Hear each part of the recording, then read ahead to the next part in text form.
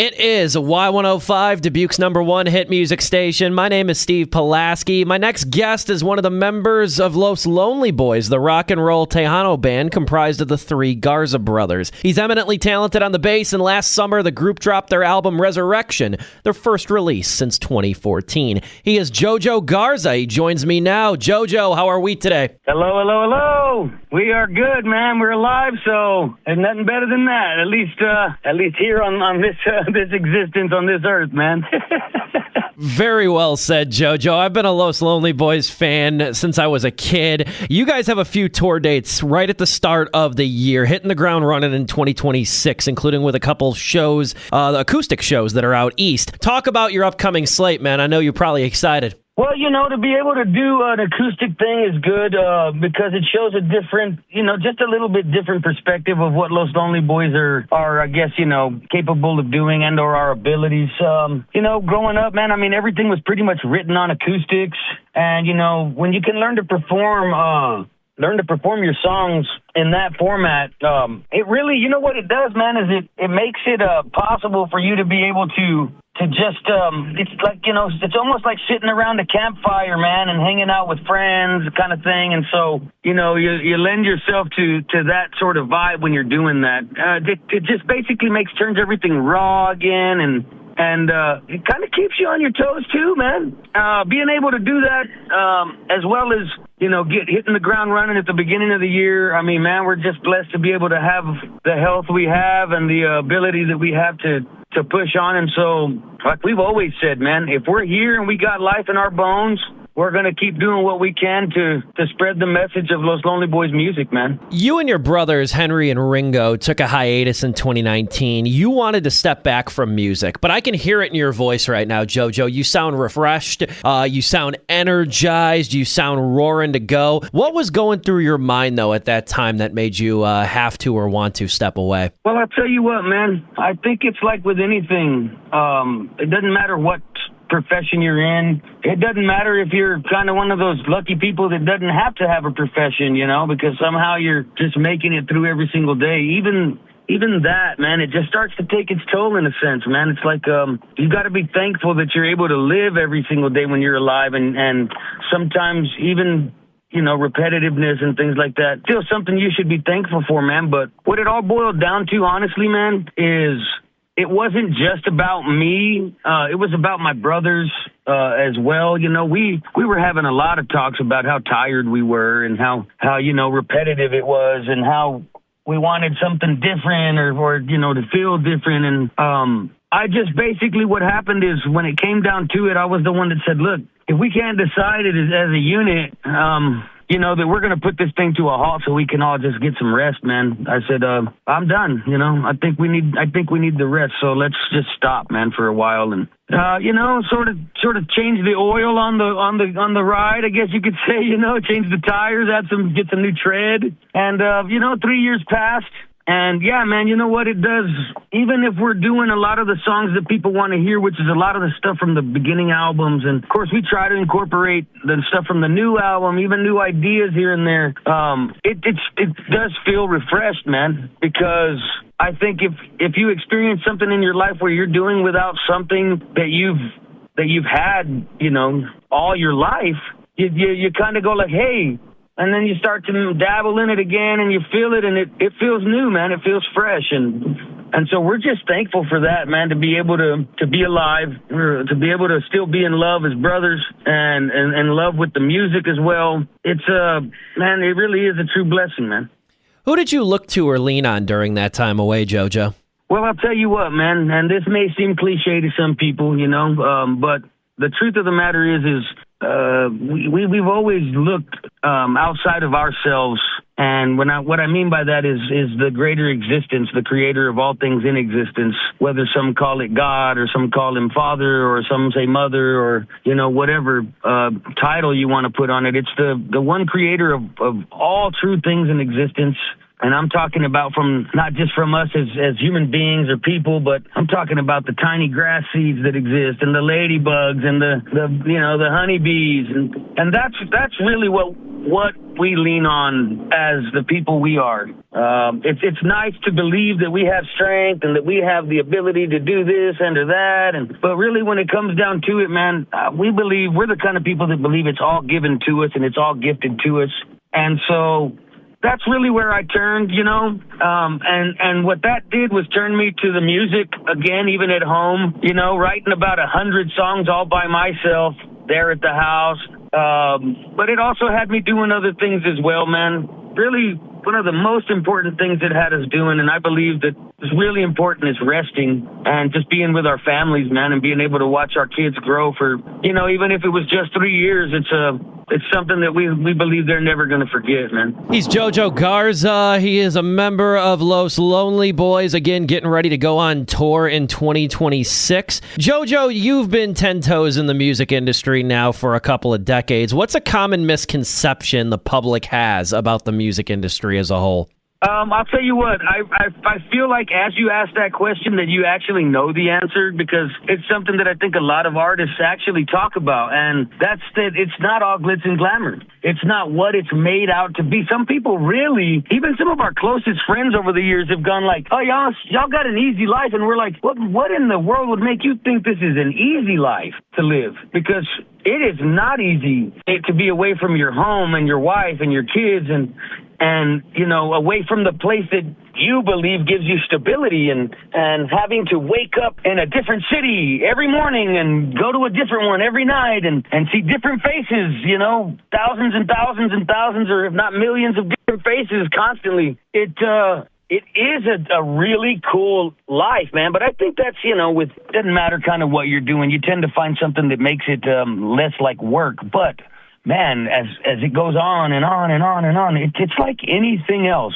It really does become work, and you really got to put your best foot forward with it, man. So, like I said, I think one of the biggest misconceptions is that it's an easy life, and or that it's like I was when I first got on the phone with you. I told you I was walking out of the gym and stuff. It's like, oh yeah, that's the life of a rock star. It's like, yeah, no, but there's some of the tread on the tires, man. When you get in after a couple decades of doing it, man, it still tries to wear and tear at you, man. But I'll tell you this, even though I'm talking about some misconceptions or whatnot, one thing our dad always told us, and we did learn this firsthand as well, is, man, we grew up doing a lot of manual labor. We grew up doing a lot of, I guess you would call it, like a blue-collar type living. We learned how to frame houses, and we learned how to dig ditches, and we learned how to, do some electrical wiring. Basically, we can build houses and carpentry and all these things. And, I would tell anyone, if you want to get into something that really makes you feel like being part of all that is creation, being on the artistic side, or rather, touching that portion of what we are as people and what you are as an individual, whether it be through painting or drawing or cooking or dancing, it really is nice, because that essentially is what I think we're supposed to feel like as humans, or as this creation that we are, this existence. And that's not to feel trapped, and that's to feel, I really don't want to use the word free, because that, to me, that's sort of, it creates a sort of a thing on its own, a narrative, but it definitely makes you feel like, what a beautiful place to be existing in, and what a beautiful thing to experience. Some phenomenal insight right there, Jojo. I greatly appreciate that. I remember when the music video for Heaven was finding success in like the country circuit on like CMT, and the song on country radio too back in 2004. It had crossover appeal too. Heaven, what did that song success do for you and your brothers? Well, I mean, I could say it in a couple of different ways. It took a couple of homies out of the barrio, for one thing.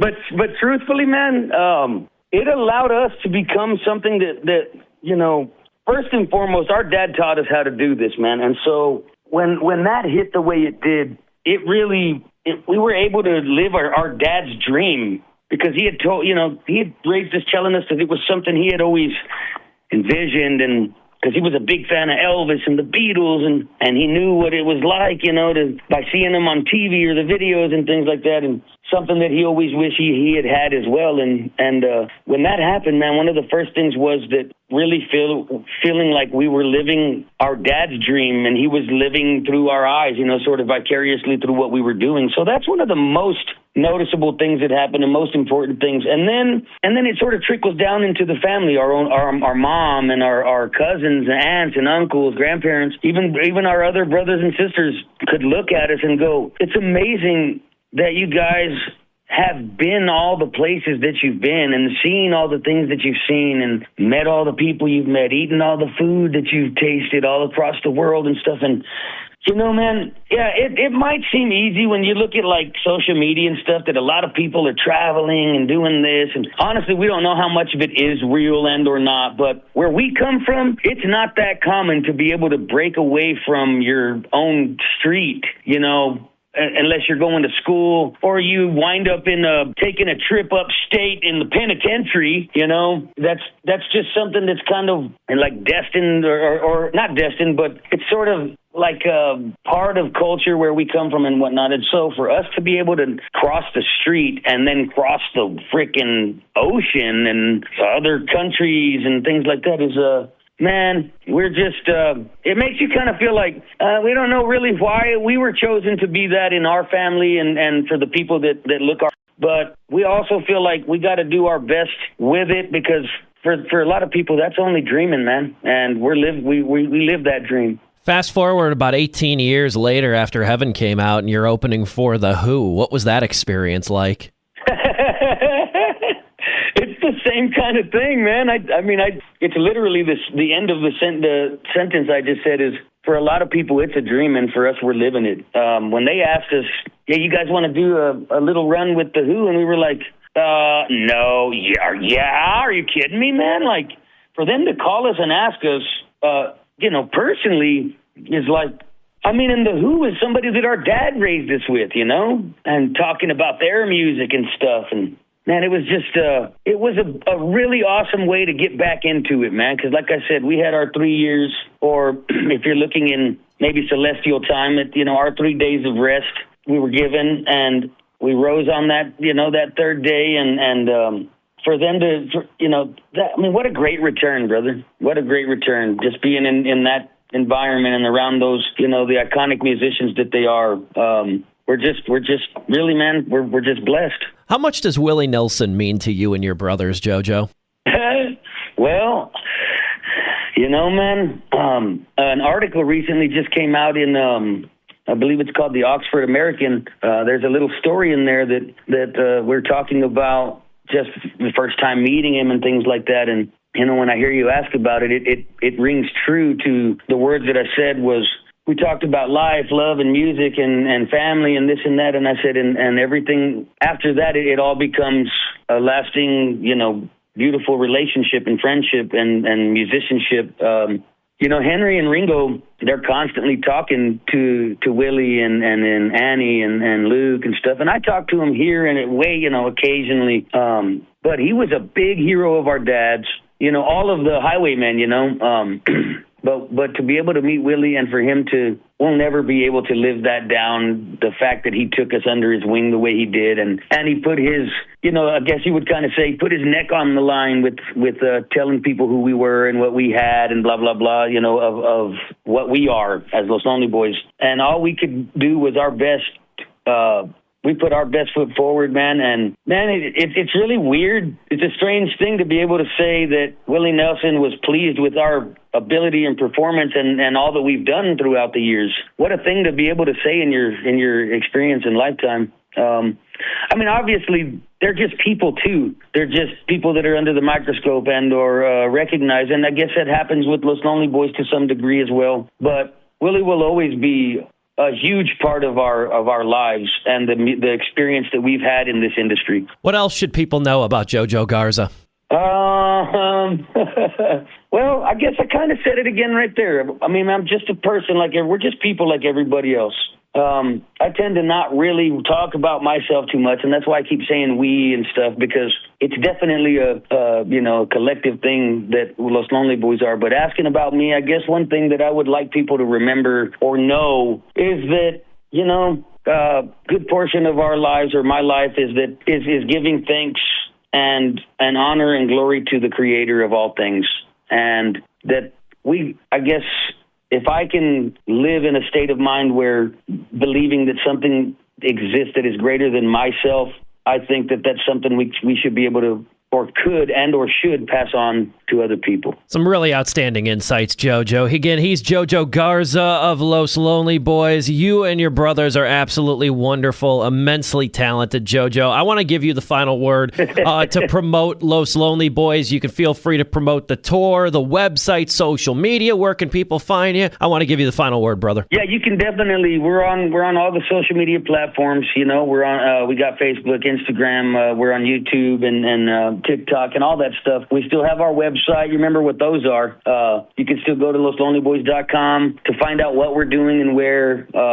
You know, tickets are always on sale for shows that are up and coming. And one thing that we're always asked about is music and what we're planning to do with new music and whatnot. One thing I like to say is that the industry is not what it used to be. And so we're always creating music. We have a ton of music in the vault. And so as long as Los Lonely Boys are around, you can expect something new from Los Lonely Boys. I'm excited. I'll be listening. Jojo, I greatly appreciate your time. I wish you and your brothers nothing but great health and positive spirits on the road. Can't wait to see what 2026 brings for you guys. Congratulations on everything. Steve, thank you for your time, and thank you for spreading the word, brother, man. And blessings to you of good health and prosperity.